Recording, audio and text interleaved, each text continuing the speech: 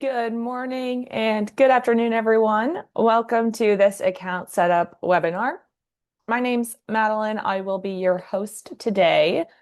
I'm going to give everyone just a couple minutes here to hop on, and then I'll get started at about 2 minutes past the hour.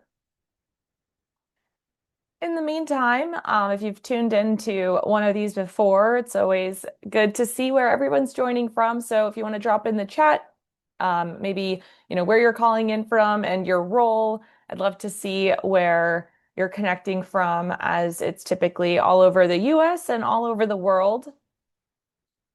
And thank you for being here today. Looks like we have Carrie, Chris, Franklin, Jonathan, Joe, Mark, Michael, Thad, Wanda, and William.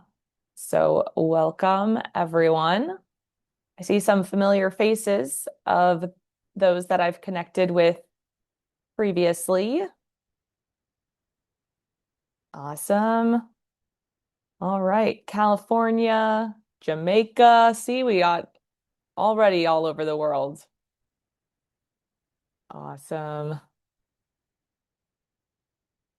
Tulsa, Oklahoma. Hi, Franklin. I'm doing great. Columbus, Ohio.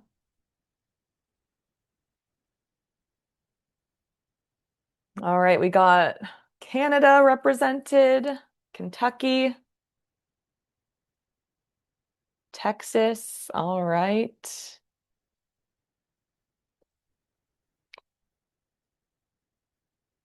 Awesome. All right, another Ontario, Canada. Cool. Awesome. Well, thank you for your engagement in the chat. I hope to see that continue throughout the presentation today. I'll go ahead and share my screen and get us started here. So, welcome to this account setup webinar session. This session is all about workflows and configuration. So, we're going to talk about how work gets created in UpKeep. If you're a newer admin, or maybe your team hasn't quite mastered the request and reactive work order flow, this one's really for you. We're going to look at how requests and work orders move through UpKeep and how to configure these workflows so that work orders flow kind of the way that your team needs it to. We've got about 25 minutes for content, and then we'll leave kind of 5 minutes at the end for any questions. This is a part of a series, so it is part of our account setup series. If today's topic isn't the exact piece you need, here are what we have upcoming. So next Thursday, we're focused on the technician adoption playbook. So if you're struggling to have your team adopting UpKeep, really using it on the day-to-day, I'm going to share kind of best practices and how you might be able to make this easier, kind of that change management aspect across your team.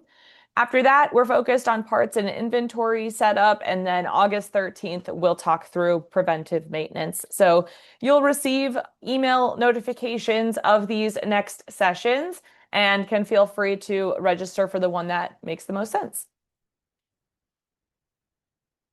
Couple housekeeping items before I really dive into the topic today. So this training is being recorded and it will be shared out with you tomorrow morning. So you can expect to see that in your inbox. If you needed to step away for any moment, no worries. We'll share that recording and you can access it or share it across other members of your team.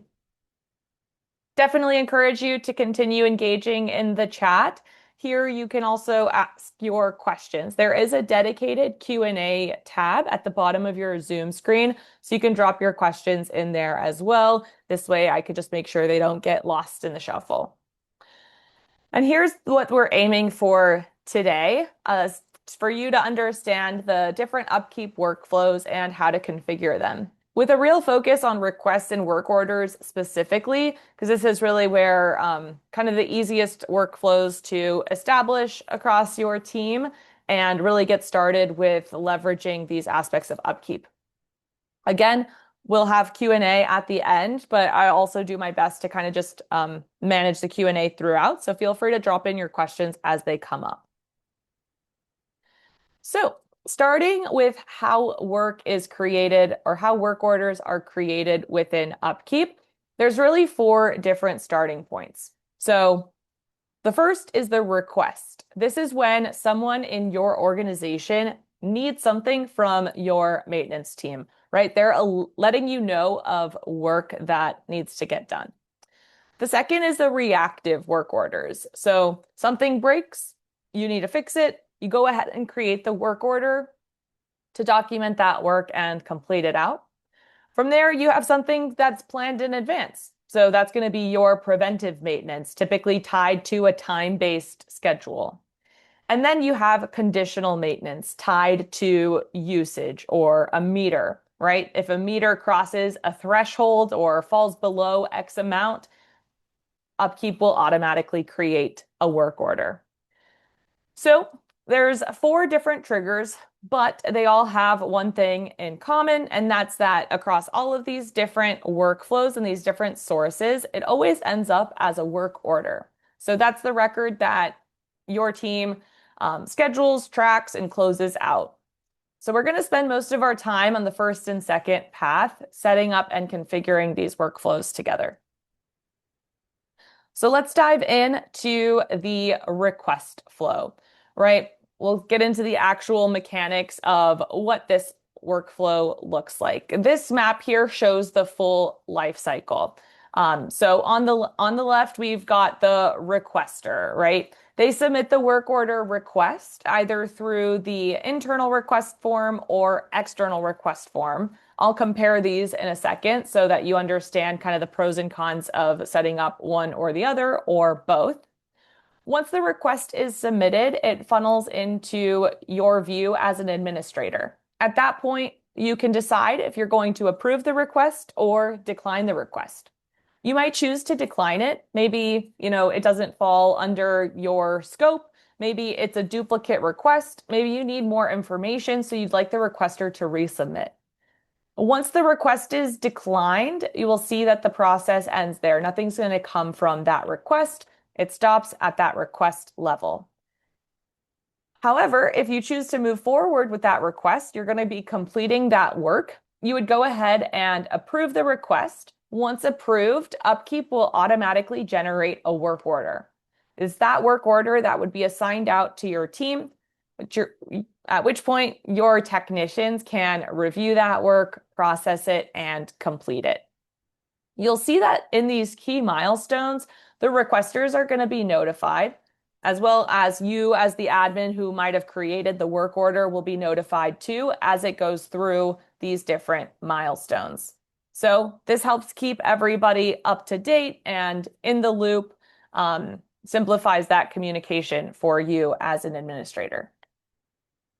So let's talk about these different ways to configure these request workflows and what that actually looks like in the platform. So, like I mentioned, there's 2 ways to receive requests. One is via the internal request form and one is via the external request portal. Really, the main difference between these 2 avenues is that one requires an UpKeep user license. That's going to be that internal request form, and the other does not.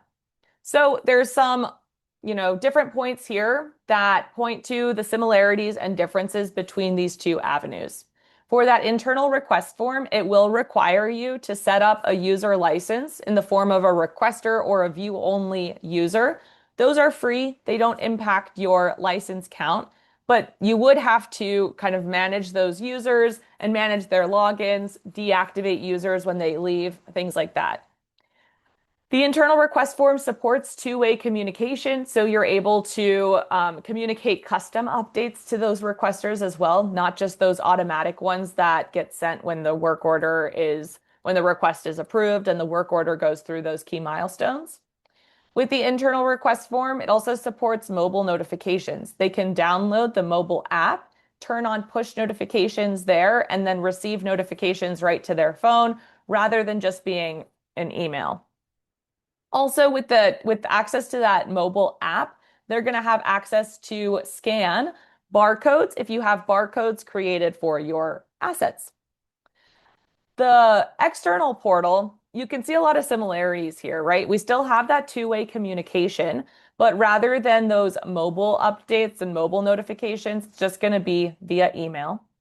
There's no login or user management required, so if you have a ton of requesters, could make sense to use the external portal instead. Or if people just request work on an occasional basis that you don't want them to have like real-time access to the mobile app, the external portal is also going to be helpful there.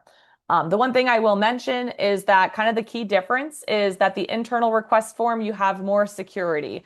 You have more ownership over who has access to that form. With the request portal, as long as a team member or as long as somebody has access to that URL, they will be able to submit a request form. So it's harder to have more security over who has access to that form. This is up to you to decide. I will mention that if you're on our professional and enterprise plan, you have access to both of these forms. If you're on our essential or premium plan, you would just have access to the internal request form. You are able to configure both of these forms. So let's jump into the UpKeep application and I'll show you where to do that. So via the settings icon down here at the bottom left, I will also preface that you need to have a full administrator license to access the settings. So from settings, you can navigate to the modules here and click on requests. You're going to have this internal request form and then this external request or public request portal. So the internal request form, again, will be seen by anybody that has an UpKeep user license. You can see here that there's two configurations. There's the ability to select what's optional, hidden, or required during creating the request, and then also what's optional, hidden, or required during approving the request. The key difference here is that during creation, this is what your requesters are going to be responsible for completing. So I hear a lot from customers, right? We don't want to have the priority shown for the requester because everybody's going to say that their request is high priority. You could go ahead and hide that field, but you could require it for an admin to complete when approving the request, right? So you can go through these different fields here and from this drop down, select whether it's optional, hidden, or required. If anything falls outside of these default fields that you want to capture from the requester, you also have the option to input a custom form item.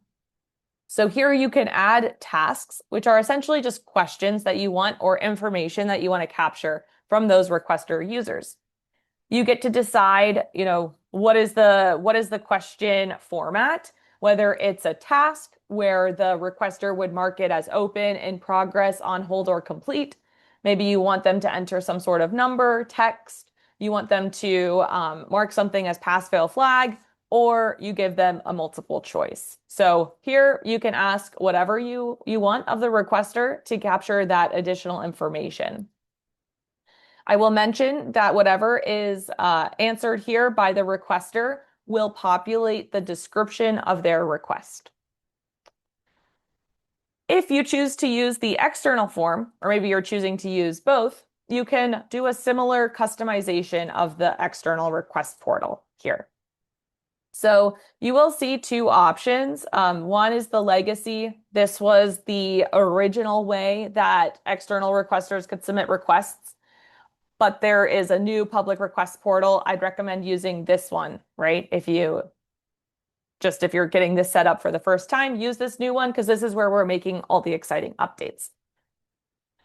So you can see here that we can create different request portals. These request portals can be tied back to specific locations, to specific assets, or maybe just a general portal across all of your locations and all of your assets in UpKeep. To create a new request portal, you come to the top right here and create that request portal. You'd enter a name. So just like with any other data within UpKeep, I'd recommend establishing some sort of naming convention here. So you make sure that you always have a unique portal name. Then you're deciding, what is this portal for?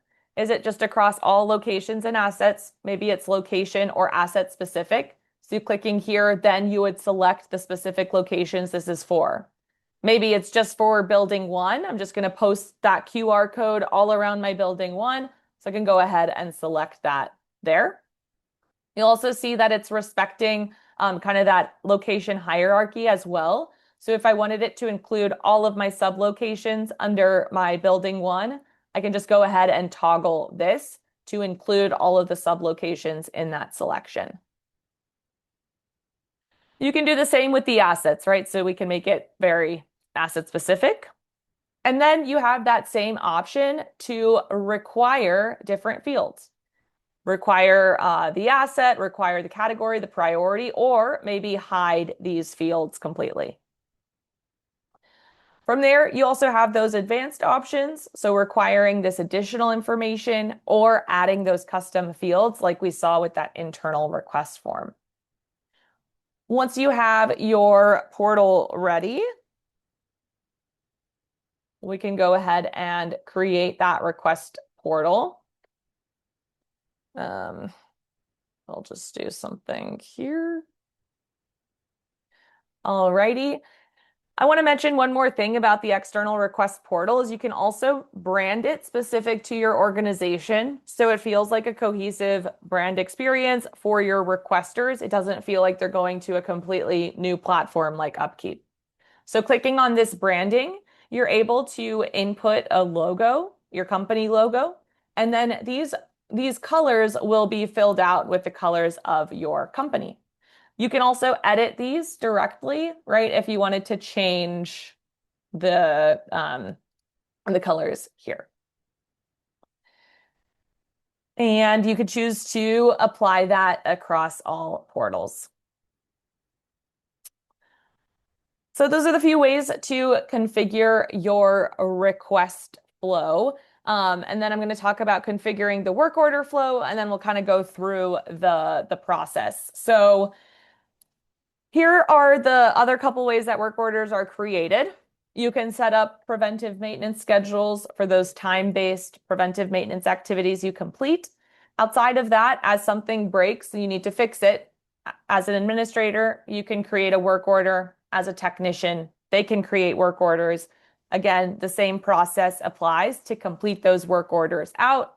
Technician reviews it, processes it, and completes it. There are some configurations that you can alter and customize when it comes to work orders. If you're on our enterprise plan, you have the opportunity to configure the fields that are optional, hidden, or required on a work order upon creating it and also completing it. You also have the ability to customize work order statuses if anything falls outside of the default ones that UpKeep has. And across all plans, you have the opportunity to customize work order categories. So it is helpful to be able to configure the work order configuration because this way you can always make sure that you have cleaner data. For example, if tracking time on work orders was really important, you can require that from your technicians. So they won't be able to close out a work order until time is tracked. We can do that under work orders here. So under settings, same place, under modules, and then click on work orders. You can see some general settings here, which you can take a look at, toggle these on and off as desired. Then clicking over to the configuration. So for those that are on our enterprise plan, you'll see a view similar to me, right? And I can make adjustments here. For those that are on professional or lower, you'll see a banner that just lets you know we can't make changes. But you can see that we can configure the work order upon creating it. So what do you want the admin or technician to fill out when creating this reactive work order? And then also, what do we want optional, hidden, or required upon completing a work order? Whether that's, we want to make sure that time is tracked. We're always adding parts to our work orders, or maybe that we're adding closeout notes. So we can make adjustments here. Statuses, On the enterprise plan, you can customize these. So you can see here that the default ones are going to be the open, in progress, on hold, and complete. But you can leverage custom statuses to get more specific as to where that work order is in terms of the life cycle, right? So I have a custom status called awaiting parts so that I can specify that this work order is on hold because we are waiting for parts to be delivered. And then upon, completing, maybe I want that extra step of approval. So my technician marks it as complete, and then my admin marks it as approved. Across all plans, you can customize categories. So this is going to allow you to better report on work, right? And you can filter down your reports to show you specific categories of work. All right, so let's go through this workflow kind of from start to finish. And in the chat, we have a question around, notifications and communicating with team members. So we'll kind of review that as well. So we can go to the request tab here. For your internal requesters, this is going to be how they access that request form. And let's do this. So they'll go ahead and create a request. This is where you see what that request form looks like. I have these different fields required. So we'll say that our HVAC is not cooling. We'll add a detailed description. We do want to encourage that the requesters add as much information as they can to their requests. That way you minimize back and forth communication down the line. I have a category required here, so I'll go ahead and select that, and then also select the accurate location. So I'll say it's in building 1. From there, I have the asset optional, but I know that it's this AC number 1 here that's not cooling. So this is what your requester sees. They submit the request. It funnels into your view as an administrator or a limited administrator. Depending on how you have your notification settings set up, you may receive an email notification or a push notification from the mobile app as well. Just to call out, related to notifications, you can manage those under settings here, notification settings, and you'll see and be able to toggle on and off different notifications here. So to the question in the chat, this could also be the reason why notifications aren't being sent. Maybe that the team members have this toggled off when I've been mentioned in work order updates. So you just want to make sure that this is customized and accurate across your team members, and each team member would manage these notification settings on their own profiles. Coming to requests, you'll be able to see the amount of pending requests that you have to take action on within the number here within this notification. So I know that I have 6 pending requests. Now, as an admin, I can click into this request and complete out the other required fields. So previously, the requester didn't have the opportunity to add the priority or the due date, but as an admin, I'm going to do that. So we can enter this accordingly, the time and also the date. I'm also going to assign this out to my team member, and I can enter any other information for that request. This is ultimately what's going to populate the work order that comes from this approved request.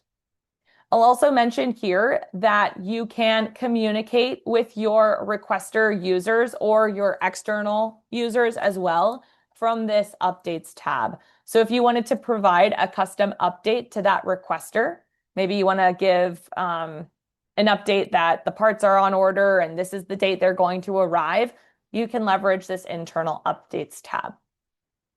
So once you have all the information captured, go ahead and approve the request.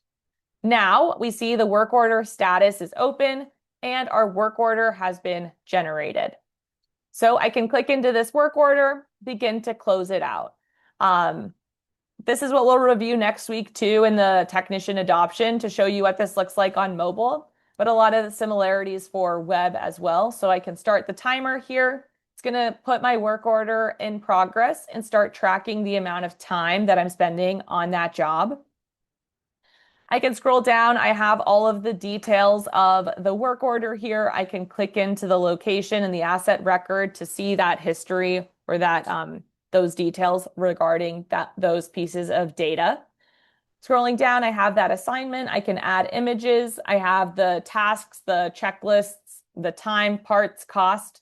So we can add all of this additional information. Over on the right-hand side, this is where we have this activity tab, right? This is where we'd recommend communicating with your team. So if you need to, right, like notify the team members, whether that's your technicians or other administrators, this is where you'd go ahead and do that. So you can type out the @ symbol. This is going to pull up all of your paid user types here. So your administrators and your technician users. You go ahead and click on the name that you want to tag and send an update. So we'll mention, right, this is for work orders. This is to send updates related to the work order status. So mainly communicating across technicians, admins, limited technicians. If you want to communicate with your requesters, that's when you're going to utilize the request chat, right? So let's go to this one for example. This one was submitted by an external requester through the portal. And I can also communicate with those external requesters via this updates tab, but you'll see this drop down. So you can click or toggle that over to the external chat to communicate with those external requesters. Alrighty. So back to this work order here. We have our work order in progress. So your team can input all of these required or optional fields. The idea would be that we're capturing as much information as we can on the work order so that you have that cleaner and more complete data to report on. But once we have the work order complete, they'll mark the status, but it is required for me to enter the closeout notes. So we'll just do that really quick. Obviously, we should maybe provide more context and information there, but we can mark this as complete. I have signature required as well. And then that work order is going to be marked as completed. So you can begin to see that requiring fields, whether that's during the request creation, request approval, work order creation, or completion, is really helpful to maintain cleaner data across your team. Kind of leads into the best practices here. So requiring those critical fields that you need for your team, your organization, your workflows allows that data to be more complete and ultimately audit ready.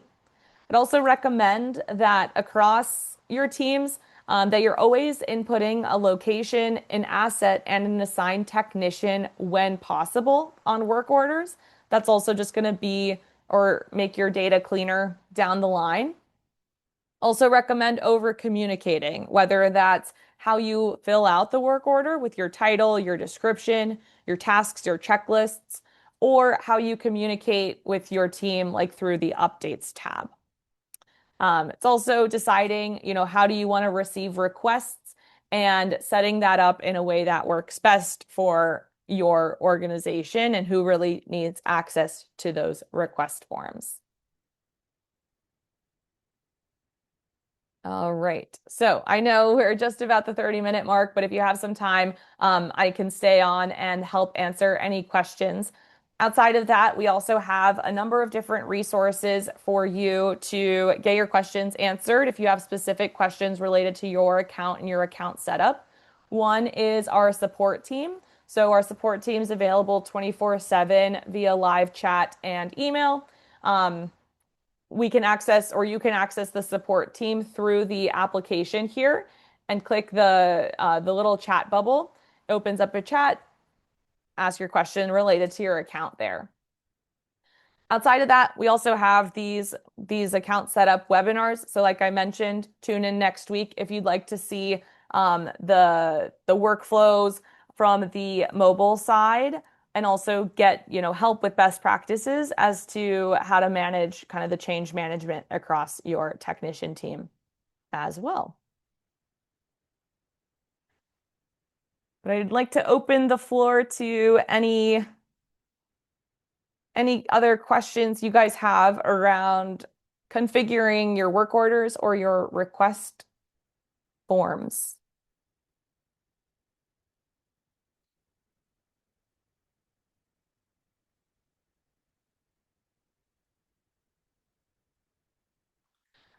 Yes, so we have a question related to the messaging updates. So happy to answer that. So we will, again, there's kind of two ways to communicate with your team. One is going to be the communication with the requesters, and the second is going to be the communication that happens across your administrators and your technicians. So anything that you have to communicate that's related to the requesters is going to be done via the request request record, I'll say. So you navigate to the request and then you'll enter the updates via this internal updates tab. So here you can use the at function again to tag that requester that submitted that request. So then you'll just write out your update here and send that update. You'll see that those team members have been notified because they'll have their names highlighted in blue, right? So this would mean that they've received that notification. I do want to highlight that we do want to make sure that the notification settings are set up correctly. So if notifications are really important to your team, I would say go into your profile here, go to your notification settings, and make sure that these are all toggled on, or just at least make sure that the ones you need are toggled on correctly. The other way to message between the team is if you're trying to connect with other administrators or technicians on work orders, you would do so from the work order record. So clicking into the work order, you'll have this activity tab up at the top. And here you can use that same at mention feature to tag those team members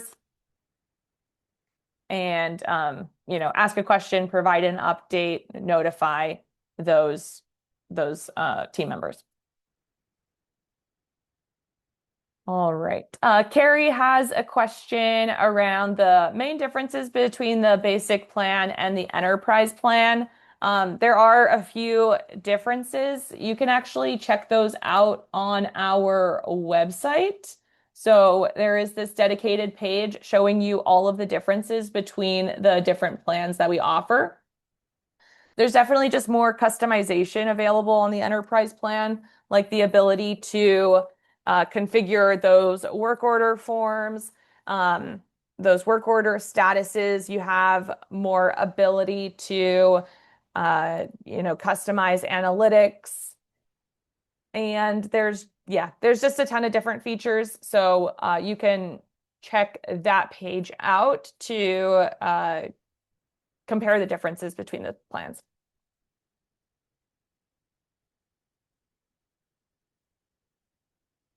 Alrighty. Any last questions in just another minute here?